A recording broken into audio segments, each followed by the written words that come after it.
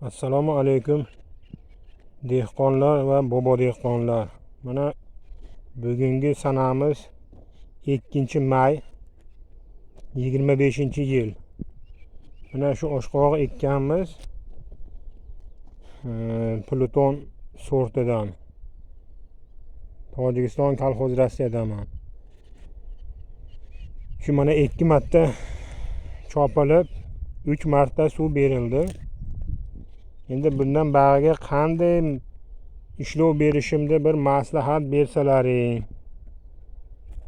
Shunga ozgina nima bo'lmay turibman, lekin 1-yil ekishim 12-aprel kuni stakanda olib kelib ekkanman. 8-mart kuni ko'chat tayyorlaganman stakanga.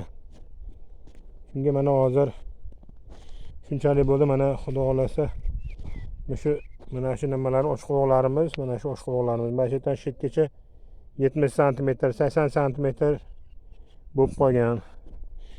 Mana shonalari hozircha bitta mayda shonachalari bor gullariga.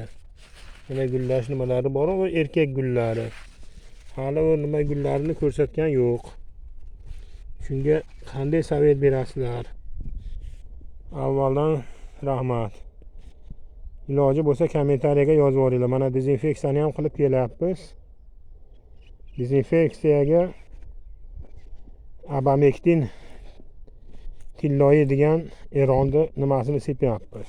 To'g'risini, partanakka, shiraga, nimaga hammasi mana bu dorilarimiz.